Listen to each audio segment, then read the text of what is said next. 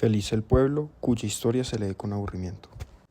Si tomamos esta frase en el sentido literal, sin duda alguna Colombia sería catalogado como uno de los peores países del mundo. Sin embargo, no es así.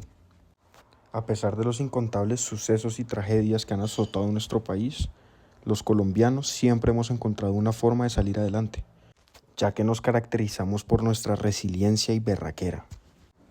El día de hoy, para probar mi punto, voy a hablarles de la historia de mi abuelo Cuqui, Eduardo Madriñán. Eduardo Madriñán Micolta nació el 7 de diciembre de 1947 en la ciudad Santiago de Cali.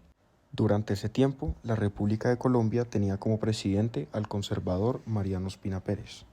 Y como es el caso de muchos colombianos, la violencia no tardó en llegar a la vida de mi abuelo. Y es que a los pocos meses de nacimiento de mi abuelo, se llevaría a cabo el asesinato del líder político Jorge Eliezer Gaitán, suceso que pasaría a la historia como el Bogotazo. Posteriormente, a la corta edad de 8 años, se vio en la obligación de dejar la ciudad de Cali junto a su familia debido a la violencia que se presenciaba en esta. Sin embargo, la violencia interpartidista era un fenómeno nacional, e incluso cuando mi abuelo vivía en la finca, tuvo que esconderse una noche bajo la cama durante 2 horas bajo amenaza de que los liberales, o como solían llamarlos, chusmas, iban a llegar a la finca a matarlos. Afortunadamente, el ejército se encontraba cerca, por lo que los liberales nunca llegaron. Sin embargo, fue un momento que marcó su vida. En ese entonces, los pueblos estaban sumamente divididos, en el sentido de que un liberal no podía vivir en un pueblo conservador y viceversa. En el caso de Calima, Darién era un pueblo sumamente conservador y Restrepo, pueblo vecino, era un pueblo sumamente liberal. Unos años después, con la implementación del Frente Nacional, la violencia interpartidista parecía llegar a una conclusión definitiva.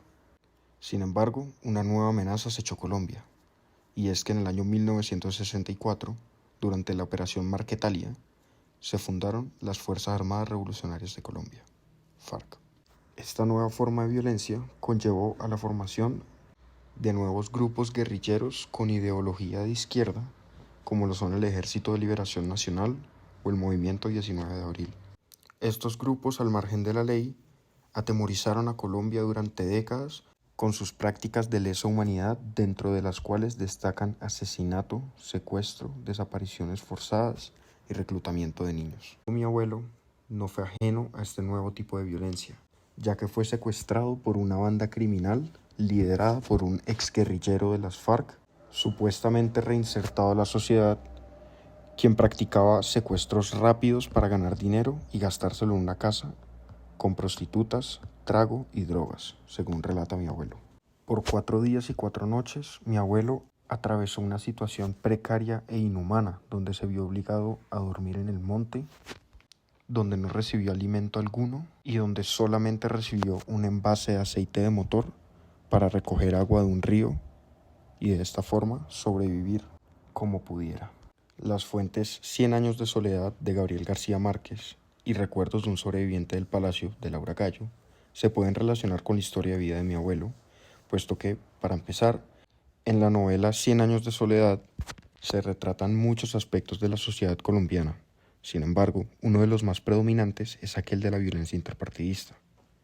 En el caso de mi abuelo, este nació y creció durante este interminable conflicto, presenciando desde muy joven las barbaries de las que el ser humano era capaz.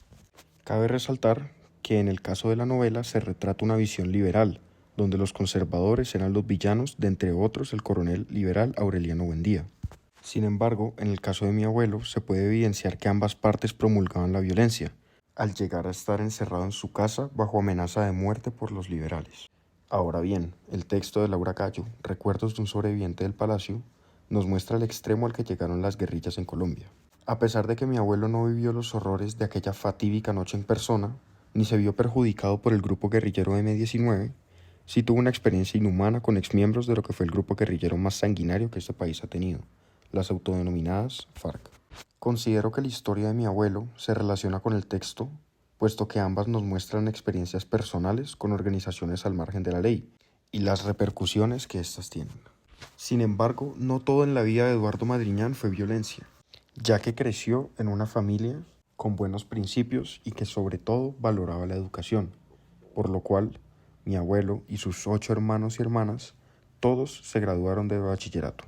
Posteriormente, tras estudiar ingeniería química en la Universidad del Valle, se desempeñó como profesor de química y eventualmente como supervisor del área de tinta para los cheques en empresas tales como Carvajal, dentro de la cual trabajó hasta su retiro.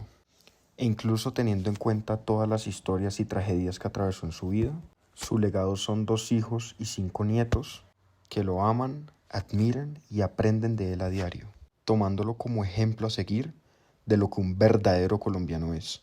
Debido a esto, debo decir que estoy en desacuerdo con Montesquieu, ya que podemos rendirnos ante nuestra historia o crecer y aprender de ella para de esta forma salir adelante y vivir una vida digna, como nos demuestra mi abuelo Eduardo Madriñán Micolta.